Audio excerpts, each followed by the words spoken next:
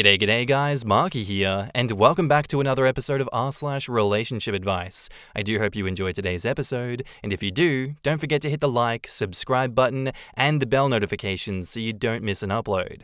With that said, I want you to sit back, relax, chuck a prawn to the barbie, let's get right into it. Cheers. Posted by user AlternativeGer6208, titled, Am I the asshole for making my husband do things for our child? I, 30s female, was assigned to cook for my husband's family during a week-long trip, 11 adults and 4 kids. I sat down to eat after cooking for a few hours, and our child asked for a condiment and a drink. I asked my husband, who's in his 40s, if he'd mind getting it, and he had no issue and got up. My mother-in-law and his auntie had a fit about this and said, why am I treating him like a servant? I could get up and take care of it so my husband could relax. He had been all day. They'd been cold and mean and are not speaking to me. I'm wondering if I should have done it myself or if I should ask my husband if we can go home. I've got 4 days left. In the comments, Hegemonic Smegma says, Info. Please explain how you were assigned to cook. Nobody except my supervisor assigns me to do anything, and I still have the option of saying no, though there could be consequences. In what way were you making your husband do anything? He could have said no. OP says, Sorry, I tried to make the post short. His aunt rented the Airbnb, we paid it back. I'm a really good cook and his family loves my cooking, so it was my night to do the cooking. All the women were assigned a night. Well, based on what you've said, his aunt arranged the Airbnb and everyone paid their share. Are your mother-in-law and his aunt typically this set in traditional gender roles? Why in the world would getting the condiment and drink make him a servant and not you? Also, do you have to cook all week, or was this just your night? Not the asshole, but if you ask to go home, you'll really turn this into something big. OP replies, More info. I tried to make it short in the OP. This was just my night to cook, but it is all the women that are cooking.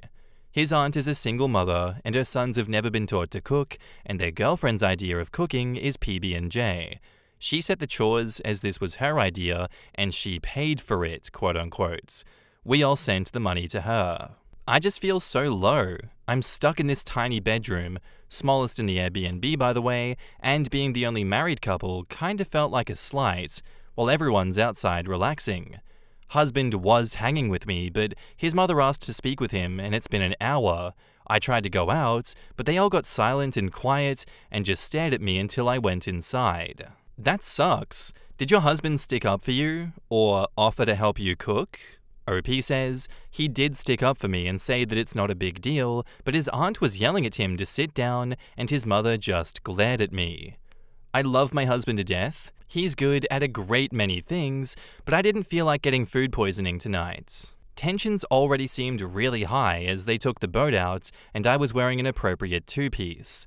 Think sports bra kind of bathing suit with long sleeves and swimming shorts.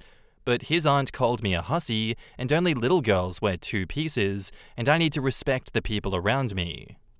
Are the other people in the larger bedrooms in there alone, while the 2 of you have to share the smallest?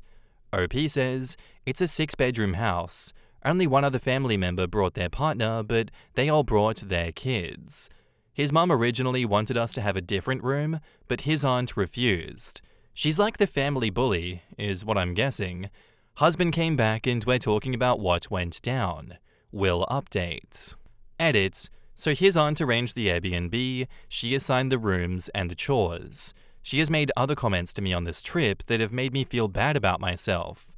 Husband just came in after being outside talking with his family for the last hour, and he won't go into details, but said that we will be staying, but if they say one more comment, or if I feel any more discomfort, then we will be leaving.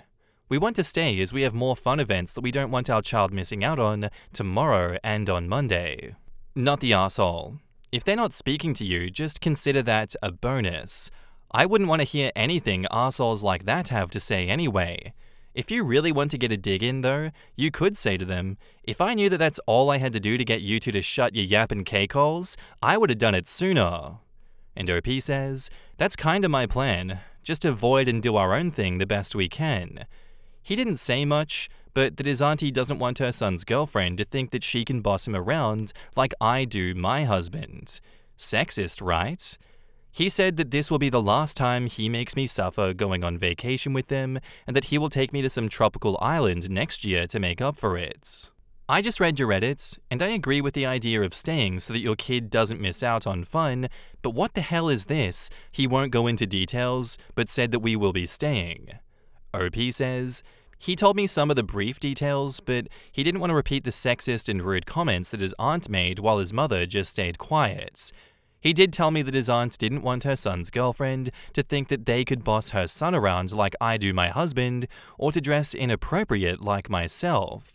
I have got a lot of insecurities about my body image, and he tries to protect me.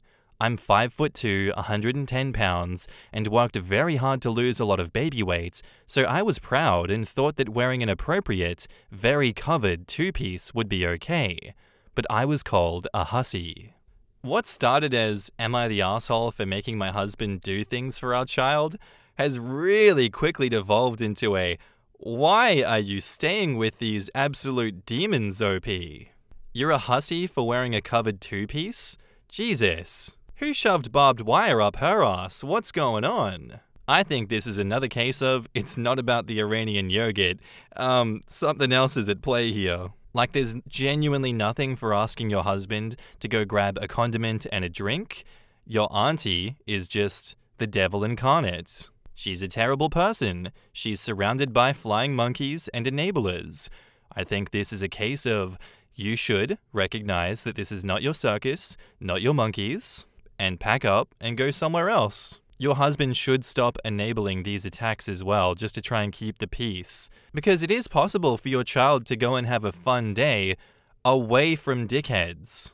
That's very much a possibility. You don't have to stay with these people, because your child is just going to pick up on the fact that auntie is really mean, and then probably in the future be like, hey, why did we keep visiting auntie when she keeps attacking you, and you're obviously really upset in her presence? Like, what answer have you got for your child in that instance to be like, I put up with her bullying so that you would have a good time?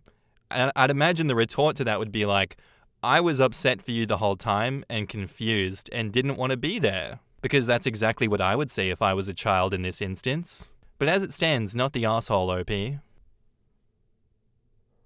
And now, onto the updates. So this morning, while getting ready, the cousin's girlfriend came and spoke to me and said that what they said was completely wrong and disrespectful, and that she doesn't believe what they said about me. That made me very happy.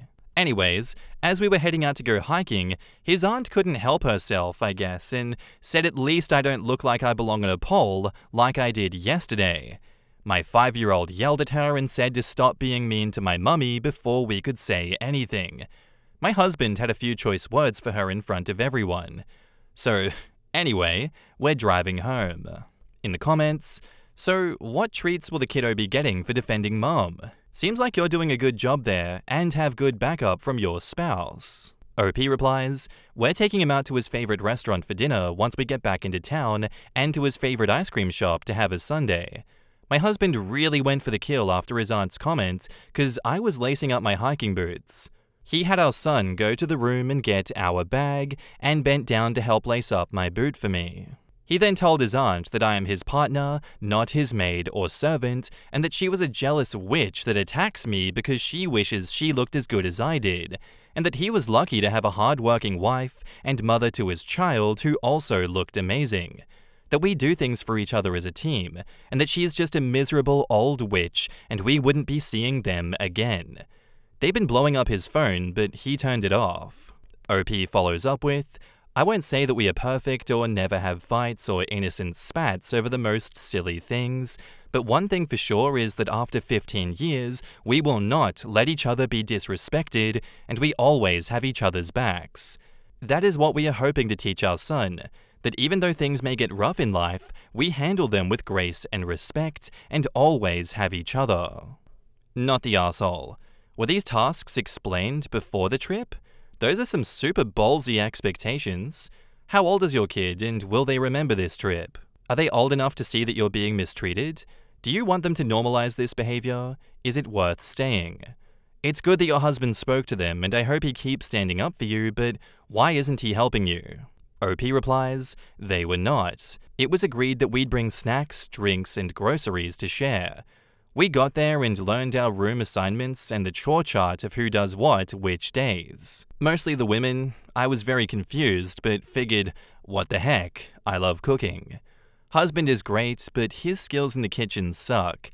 He can and does wash dishes at home, but the last time he cooked for me, we got food poisoning, and the last time he helped with chopping, he needed stitches.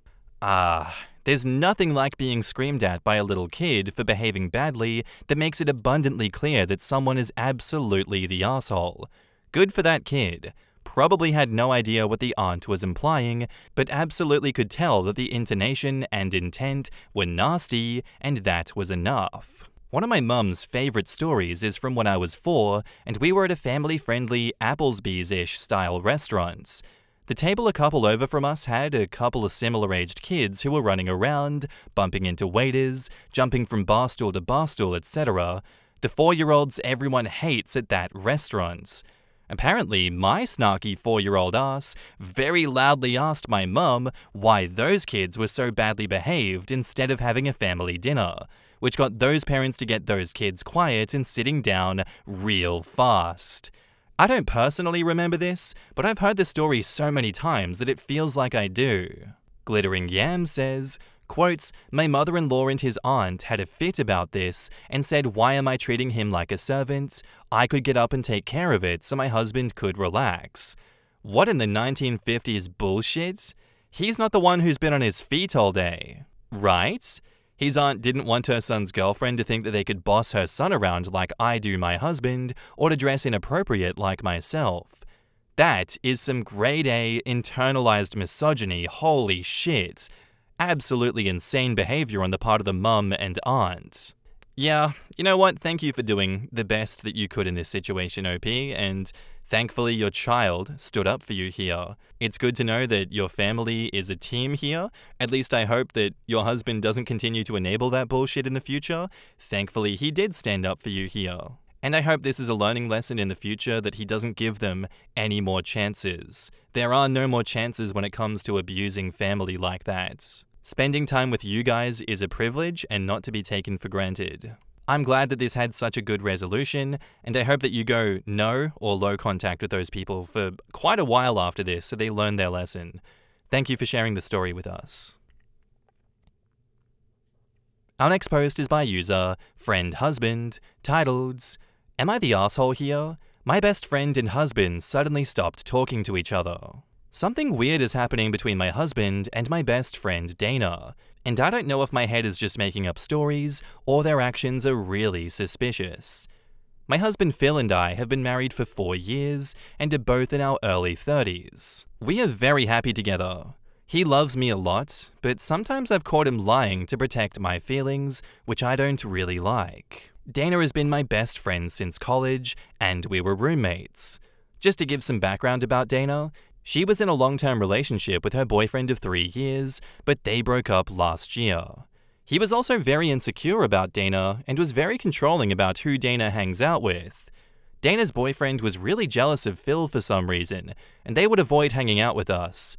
However, since the breakup, Dana and I have gotten closer and spent a lot of time shopping, going out to restaurants, etc. Phil also loves to tag along with us occasionally, but not always. Phil and Dana also get along well, and Dana has told me that if I find another Phil, that I need to set up a blind date between them ASAP. 1 month ago, Phil, Dana and I had planned to go to a concert in our town. Phil was really excited as it was one of his favorite bands. I started feeling unwell the morning of the concert and just wanted to rest. Phil was disappointed, but told me that we can offer our tickets to our friends and we can see the band some other time. I didn't really want to spoil it for him, so I called a few of my friends, and my friend Jess, mutual friend with Dana, was happy to go to the concert in my place. Phil still wanted to cancel, but I insisted that he went, as I would have felt bad if he missed the concert. They all went together and enjoyed the concert. Phil kept on sending me photos all throughout the night. The concert ended at 11 p.m., but I slept before that due to my medication. When I woke up in the morning, I was alone in the bed. I quickly checked my messages, and Phil's last message was at 11 PM, saying that they are leaving the concert and he should be home soon after dropping off Dana. I went to the living room, and Phil was sleeping on the sofa in the same clothes that he wore to the concert. I waited for him to get up. I asked him about the night and when he returned home. He said that he came back home between 2 to 3 AM. He said that there were multiple accidents outside the concert venue and the traffic was horrible. He said he dropped Dana at her place and came home directly. I asked him why he was sleeping on the sofa, and he told me that he didn't want to disturb me and also was too tired to change out of his clothes. Phil had some glitter on his clothes, but that was from dancing in the crowd at the concert, so he just crashed on the sofa and slept immediately. It seemed plausible, and Dana also confirmed the story. However, the weird behavior started after this night. Firstly, Phil stopped tagging along with me when I was hanging out with Dana. He would come up with the most unbelievable reasons to avoid going out with me when Dana was there.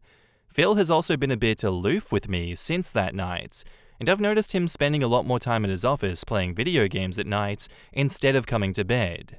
2 weeks ago, I invited Dana to our house for drinks after we went out for shopping, and she also started giving reasons to avoid coming to our place. Dana has not visited our place since that day. The only time Phil and Dana saw each other was during a house party at my friend's place last weekend. I was observing their behavior, and they both were avoiding each other. I asked Phil about why he's avoiding Dana, and he said that it's just in my imagination. Dana also said the same, but then starts giving me bullshit reasons for not coming over to our apartment. I feel in my gut that their behavior is suspicious, but I'm not sure if it's just my insecurity. How do I know what's going on? I've gone through Phil's phone multiple times, but the only messages between him and Dana are very sparse, and there are no messages since that night. I feel something happened between them that night, and both are just avoiding answering even the basic questions about why they are avoiding each other. Am I the asshole for assuming the worst? I really do not want to come off as insecure, but it's killing me from the inside. In the comments, Notic666 says, "Not the asshole. Something for sure happened. Only question is exactly what. From what you said about her ex never liking him and her asking you to set up a date with another version of him, that she may have always had a thing for him. Maybe she was drunk and she went for it. If you cannot find out on your own due to lack of evidence, you need to sit them down together and confront them both and demand the truth." OP says, "I also want to do that, but I feel that if I'm wrong, not only would I lose a friend, but Phil's also going to be upset that I'm accusing him of something horrible. I just feel in my gut that things smell funky, but I'm too scared to open Pandora's box." Have you asked your other friend about that night and seen if she knows anything about their strange behavior towards each other? You should confront them either way.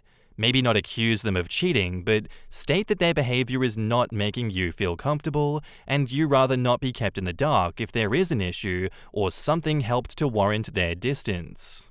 OP replies, "I talked to Jess, but didn't directly ask her about any suspicious behaviors. She told me that they all had a fun time, she took the train home, while Phil and Dana went to the parking lot after the concert. Something happened. Only question is what? It could be what you fear, and they did something together, or one of them tried and the other one said no, or might be something else, but definitely something that made their relationship weird." OP says, "One of the reasons I'm also very concerned is because Phil came home really late. He never sleeps on the sofa, but it was probably the first time he did that in years. Plus, he had glitter all over his body, and I found glitter all over the passenger seat in his car the next day, where Dana was presumably sitting. It could be nothing, but my mind is just going into overdrive. I just don't know how to bring that topic up without sounding accusatory or crazy. Was the glitter on his clothes or on his body under the clothes?" OP says, "It was on his clothes and arms. My suspicion is that they might have hugged, which is fine. He went for a shower afterwards, so I'm not sure if it was anywhere else on his body." Tough one here because there are so many avenues for plausible deniability, but the fact that they're not talking to each other is just crazy. Something does have to give here because you can't just go from besties to, Oh yeah, we're just avoiding each other now, and there's absolutely no reason for it. I'm sure they're both expecting OP to say something at this point, and both will have their own version of events as to what happened there, but really this is something that never should have happened in the first place. They should have been better people. You shouldn't have to deal with this, OP. You don't deserve this. No one deserves to be put through this kind of bullshit. It's agonizing to not know. I don't think you're the asshole here at all in this situation, and you definitely won't be the asshole for confronting them on this. Something has to give. And now, on to the updates. So I'd posted last week regarding my husband and my best friend avoiding each other after they went to a concert together last month. I really wanted to thank you all for helping me in my time of need and helping me with my tech questions. Sorry for the long post, but I confronted Phil and effing Dana and was able to know what happened. I was briefly able to access Phil's phone last Friday. I didn't have time to retrieve any deleted messages. However, thanks to someone's idea, I opened his camera gallery and went through the photos he took that night. One important thing that jumped out was Dana's outfit. Dana was wearing white shirt and denim shorts to the concert. As it was an outdoor concert, she took off her shirt and was only wearing a blue bikini top. She had some glittering fake tattoos on her shoulder and back. By the end of the night, she was again wearing her shirt. So for the glitter to be on Phil's car seat and his clothes, Dana had to have taken her shirt off in the car. I was so angry and could not keep my cool anymore. I went and confronted Phil, and he immediately broke down and started apologizing to me. He said that it was his fault that he took it too far and was feeling very guilty all month. He said he didn't want to tell me because I would have been very upset and he just wanted to forget it. I told him to tell me what happened in detail, and he did. He told me that Dana and Jess both got drunk during the concerts. Phil had to hold Dana while taking her to the car. Dana slept in the car for about an hour while Phil was driving. When she got up, she started playing music and singing loudly. At one point, she told Phil that it's hot in the car, and before he could lower the AC temperature, she took off her shirt. Phil said he was very uncomfortable at this point and asked Dana if it's okay that he drives to our house and she could sleep in the guest room, as her apartment would have added another 30 minutes to the drive. She insisted that she wanted to go home, so Phil took her home. As she got out, she asked Phil if she could walk her back to her apartment as she still felt tipsy. After she opened the apartment door, she hugged Phil and said thank you. Phil said that he was sorry that the hug lingered too long, and they had a moment. I had tears rolling down my eyes and asked if they kissed. Phil told me of course not, but he can't describe it, but there was definitely a moment between them. He told me that Dana invited him in, but he immediately told Dana that he had to leave and made a run to the car. I kept on asking what happened, and he just said that they had a moment that he felt he could not control and just got out of there. After he came home, Dana messaged Phil that he should have come inside the apartment. Phil kept on telling Dana that it was an accident and to forget about it, but Dana kept on asking Phil if he's attracted to her and if he had a good time. Phil told Dana that he's not attracted to her and never will be, and told her to not tell me about it. She agreed and he deleted all the messages. He said that he sat on the sofa because they were messaging each other for a long time and he did not want to hear it. I asked him if he could retrieve the messages, and he told me that he deleted them and also cleaned all of his archive and sent messages. He just wanted to forget the incident ever happened. I showed him my post, and thanks to a comment, we went to find the messages on the SD card. Phil was right, and the messages were the same as Phil described. I'm still very mad at Phil for not telling me about it in the first place. This is where it got super weird. I invited Dana for brunch yesterday and met her. I told her that I talked to Phil, and he confessed everything that happened that night during the concerts. I told her that I wanted to give her a chance to tell her side of the story. Dana immediately became defensive. The story was the same until they got to her apartment building. Dana said that she opened her apartment door, she gave Phil a long hug for a great evening. She said that she could feel Phil wanted more, but nothing happened beyond that. I asked her why she invited him inside the apartment, and she told me that she wanted to offer him some water and a snack as he was driving for a long time. I said that it's a real witch move to invite my husband in her apartment at 1 a.m. at night when she felt he wanted more from her than a hug. She said that I was just being jealous and crazy. We started arguing, and she blurted out that she was not the one popping boners during the hug. I told her that she's never going to see Phil again in her life, and that our friendship is done. She started shouting that she knows Phil loves her, and he does not act on it because of me. She went on and on about how I'm always complaining about Phil and don't deserve him. She said that Phil's been so nice to her after the breakup, and she feels that he would leave me for her if he had a chance. She finally said that she could make Phil way happier than I ever could, and he has started to realize it now. At this point, I just wanted to avoid a blowout and walked away. I talked to Phil at night and told him what Dana said. He confirmed to me that he did become aroused when he hugged Dana that night, and he doesn't know why. Dana held his hand and invited him in after the hug, and he just ran towards his car. He said he feels guilty about it, but it doesn't mean that he has feelings for Dana. He said he is very happy being married to me and would like to keep it that way for the rest of his life. Although I'm relieved that nothing happened between them, it's been hard for me to process my thoughts. I feel mad at Phil for hugging Dana in the middle of the night when she's barely wearing anything. He should know better. But on the other hand, I feel like an asshole myself that my best friend had a thing for my husband, that I had no clue about, and pushed both of them to go to the concert together. In the comments, Winterfront says, "Make sure you blast Dana to everyone. I'd also go as far as to change both your numbers. I still wouldn't let this go with Phil though. He hid it from you, let you hang around this woman, had a moment, whatever the hell that means, and then proceeded to text her and lie to you more. I'd ask him to set up marriage counseling and to earn your trust back." OP says, "Yes, I've made it clear to him how upset this makes me feel. He should have seen that Dana taking off her shirt in the car was a big red flag and told me about everything, instead of playing a cat and mouse game with Dana." Based on his unwillingness to go to the concert, I wonder if this wasn't the first time she'd put him in an awkward position. OP says, "We talked about this. He said she never said or did anything like this before, but he also pointed out that the only time he's hung out with her before was when I was with them." Huh. I'm glad you got to the bottom of it. I have to admit, for some reason this story had my hackles up. Usually I can read these and be objective, but my gut was telling me that your friend was just being shysty. OP says, "Dana was a sister to me for all these years. It's always the people you suspect the least. I don't know why she would do it to me. It feels so horrible." Don't let Phil off the hook.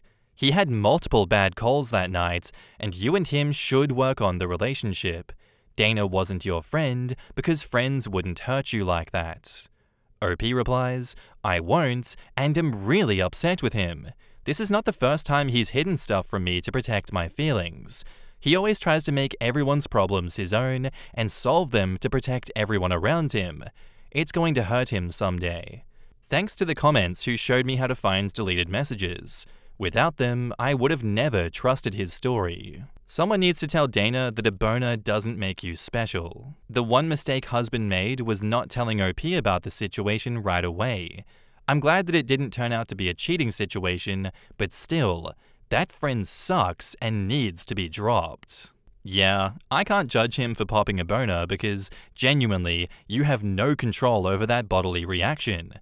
The other stuff, absolutely, but that, no way. And that's where I'm going to wrap up today's episode, guys. I do hope you enjoyed. If you did, let me know what you thought of it in the comments down below, and I'll see you in the next one. Bye.